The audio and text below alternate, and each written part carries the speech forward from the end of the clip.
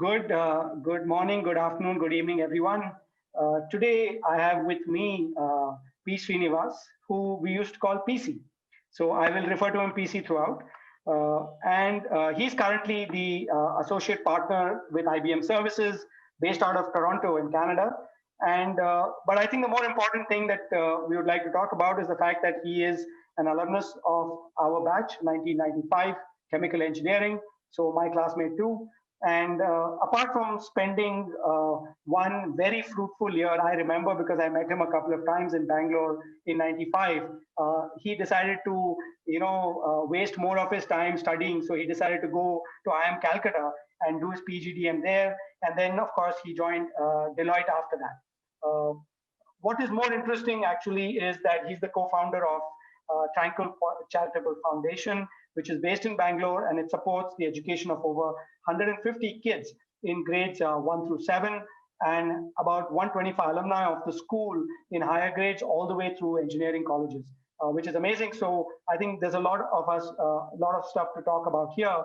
So before we go ahead, PC, welcome, and start by telling us what has been your journey since graduation. I mean, I did talk about some things, but give us a little flavor of what else you've been doing. Yeah, sure. So, hey, Jay, again, great to meet you and thanks for the opportunity. So, yeah, we finished IIT. I joined actually from campus, what was then Tata IBM. It was not even a fully subsidiary of IBM. Joined for a year, as you said, in Bangalore. And then I wasted 2 years at IIM Cal and was picked up on campus to join Deloitte Consulting, came to North America. So part of Deloitte was acquired by IBM. So I came back to IBM in services through an acquisition. And I said, enough of this. In 2007, I quit and I moved back to Bangalore. And I spent over a decade in Bangalore. Mostly we moved back for my daughter who was just growing up then. And then now that she was getting into higher school years, we moved back to Canada in late 2016. Spent some time at a fintech startup, which we sold to MasterCard. And then now back again for my third innings in IBM. So it's been an interesting journey, lots of different roles along the way, and more importantly, lots of different countries I've lived in and traveled to business. So it's been fun. That's great, PC. I think the song that you must have heard a lot of is "Get Back to Where You Once Belong," right? The Beatles song. So I think that's what it seems to be the theme.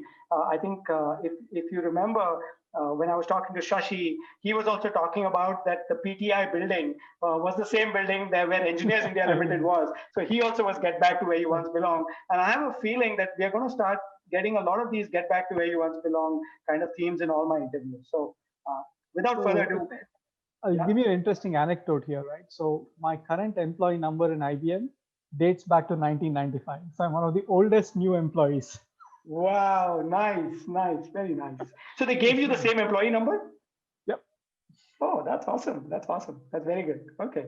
So yeah, so I think this is great, but I don't think any of us want to talk about your consulting career because all of us know how great consulting is. So let's talk about something that's far more relevant and interesting. You've started this NGO called the Tranquil Charitable Foundation. One, what motivated you to start this, and what are the interesting challenges that you are facing in this NGO that you can also relate to what we faced at IIT in our 4 years?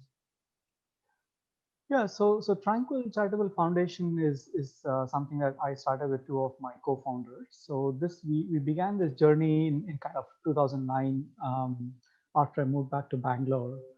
So the motivation came from actually a very simple, observation that we had on our daily, every morning actually. So my daughter used to go to school. I used to go and drop her at the bus stop early, and so did my two co-founders. Also have kids in the same age group. They were in pre-K, and we just dropping them off to school.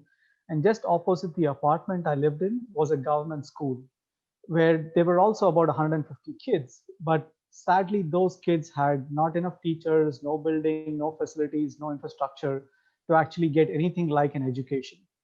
And the fact that we had this at that point, so-called right to education as being an act, but actually absolutely no ability to translate that to reality, and we contrast what we could afford for our kids versus what those kids were being given.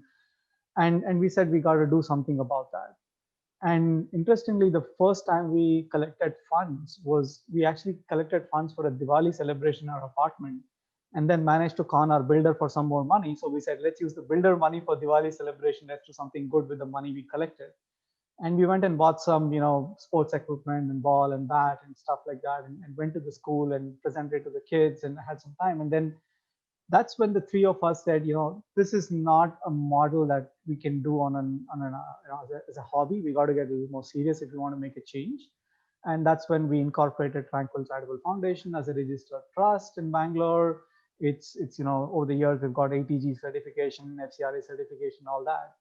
But the primary focus of the foundation has always been we will adopt one school and stick with it to make a difference, rather than trying to spread our wings in terms of volume and how many kids we support and so on.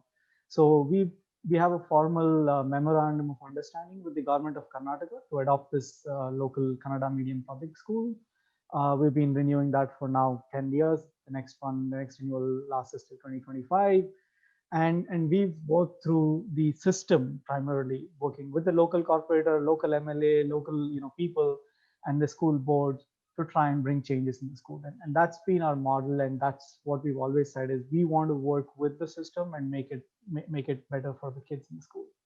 So that's kind of how the journey started. Yeah. That's fantastic. So can you talk to some of the challenges, and maybe there are a lot of us who would want to obviously want to contribute, and also see how we can make such changes, and be aware of the challenges.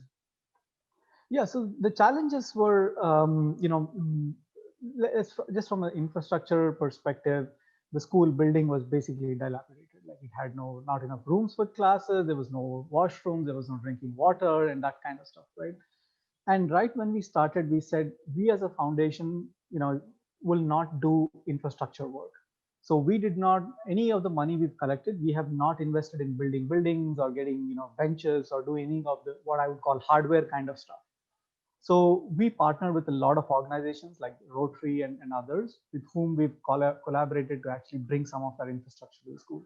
So over the years, we've actually built a new building, again, with the help of the government through the MLA and the STMC and so on. We've got a new building, we've got new classrooms there. Then we got somebody to come and build a bathroom and drinking water supplies. And then we had somebody come and build a computer room and a library and so on. So we've worked with a lot of different partners. So the first challenge was how do you get students to want to come to school because it's an environment that's inspiring, that's clean, that's attractive, that's something that actually they want to look forward to. The second challenge is once they get there, what do you do with their time?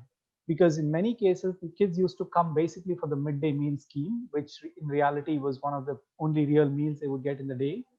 So we said, yes, that's great, but what can we do from a school perspective? And that's where most of our investment has been in actually hiring staff to augment the number of teachers in school and change some of the teaching methodologies to make it more attractive for the kids to actually come and learn. So we also felt that kids needed to feel that this school was as good as any other school that they would otherwise have had a chance to go to on a private basis. So we arranged again for uniforms, annual medical checks, annual health examinations, taking them out on a picnic every year. So anything that my daughter would and my co-founders' kids would do in their schools, we wanted to bring all of those experiences to the government school because we felt that these kids, really given the opportunity, were in no way different in terms of what they could achieve from what my own kids would be able to achieve, right? And that's was always been our motivating factor, that how do you provide opportunities to these people to get them to the same level as any other kids in the system. The third challenge, and actually which turned out to be not as much of a challenge, was working with the system. Like we were told, oh guys, you got to go to the MLA and the MP and the corporator and just forget it. Like nobody's going to believe you and that's going to happen. And I must say, like we've been pleasantly both surprised and very encouraged with the support we've got. Like, was there skepticism? Yes, they thought, why are these guys coming? Who are they? Do they want some political gain? What is this stuff? And after about 6 8 months, a year, 2 years, they saw that we were not in this for anything other than what we could provide to the school. So we have kept and maintained very good relationship with them. Like we give them our annual reports, we call them functions, and so on and so forth. And that's the one meeting that I think they look forward to, when they're only given an update and nobody asks anything of them in those meetings. So we've been very helpful, and kind of helped a lot by the system as well. And I think that was a challenge that kind of turned out not to be as much of a challenge as we had feared it would be. So that was a good eye opener for us. Okay, so you really inspired all of us, but then you've said that, look here, I'm going to work only with one school. So what's the model to scale this up? So if you go to our website, tranquilcharity.org, you'll see that our mission statement is that we believe we will change public education by replicating our model throughout the country. So we want to inspire other, let's call it apartment complexes, to adopt the local public school that's closest to them and replicate the model that we have. We don't believe that it's in anyone's one individual's capability to say, I'm going to affect change in the system and provide enough infrastructure and all that for the schools. So the model we have, and we've been successful now in getting a couple of other apartments near ours to do something for the schools there, is we will work with providing you with all the support that you need if you want to adopt a school. We can teach you from our journey, we can give you the infrastructure, we can give you our teaching methodologies, we can give you anything that you want, and we're happy to even bootstrap you with finances to get that started if it works, if you're interested. But the big thing is, do you have the people and the volunteers who will be willing to invest the time? Because in our apartment complex over the years, every year we've had about 10, 15, 20 volunteers who spend time in the school purely out of goodwill. And that's it. This is in addition to all the teachers we pay as salaries and bring on board, right? So that's been a big difference, because we know that this school had only up to grade 1 to 7. So when they went to 8, 9, 10 POC, and further on, they needed mentors and they needed guides who they would be able to relate to and can ask questions, and so on. And so these that building that early connect has been important for us. It's proved to be in hindsight very valuable.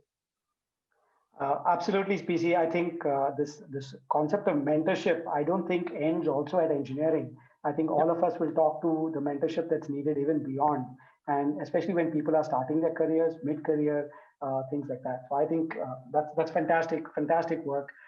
Very inspiring. I will have this put up on the screen. Hopefully, all our guys will be able to take a look and maybe replicate it in the ways that they can. I know I will be talking to some people in my complex to do the same.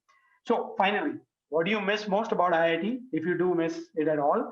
And what do you look forward to most in our reunion? Oh man, I mean, yeah, we miss IIT. So absolutely we do, right? And I think the biggest thing I miss about IIT is the hostel life for sure. Like I think this is a constant argument between me and my wife on whether my daughter should go to hostel or not. But I think the camaraderie and the friendships that we built there, and all the work that happened outside of the chemical engineering department. As you said, I kind of abandoned that a little bit when I went to MBA and beyond. But even within what we learned in class, but also more importantly to the PAPs, and I was very closely involved with Mood Indigo. I was the general secretary of hostel affairs and stuff, right? So all those extracurricular activities and the kind of exposure it gave me and the kind of learning I got from those things was, I mean, I think I'm what I am today because of that. There's absolutely no doubt in my mind that I would not be where I am if I didn't have those experiences. And not having a chance this year because of COVID to relive those experiences in person is one of my biggest regrets. I've been telling everybody who can care to listen that this December, don't call me. I'm going to be in India and having a ball of a time. But unfortunately, that's not going to happen. But I will do it next year. But yeah, being with friends and reliving those times is what I really miss about. Yeah, that's I couldn't say it better. I think we are really looking forward to 2021 December, Yep. right? And the interesting thing is we'll be also meeting the next batch too, so it'll be fun. I think double trouble, if you may call it so. Well, And maybe we and should and relive some of those ragging days. especially when we are on the right side of it, right? So Exactly. yeah. But that's interesting because I must tell everyone that if you go through the pictures, you will see PC in all the pictures doing all kinds of crazy things. He may not be recognizable because I think he's a lot thinner in those pictures, but still you can see that he had a lot of fun. And I do remember a lot of our extracurricular activities. and the things that we did outside. Absolutely. Yeah. This is great. Thank you, PC, for your time. I think this was great. You've inspired a lot of us, and hopefully we'll get to meet soon, and we'll get to Yeah. interact at least in this reunion. So this will be great. I hope people will ask you interesting questions and take it from there. So thank you so much Yeah. Yeah. for this. Hi, thanks a lot, Jay. And yeah, I mean, look up tranquilcharity.org, guys, and we're always, open for donations to help kids more. So I'll make a call out as I should. Yeah, and the fact that you're FCRA certified, you have the certification, so I think Yep. that's great. Yeah. So, thank you, everyone. Take care. Thank you. Bye, Jay. Bye.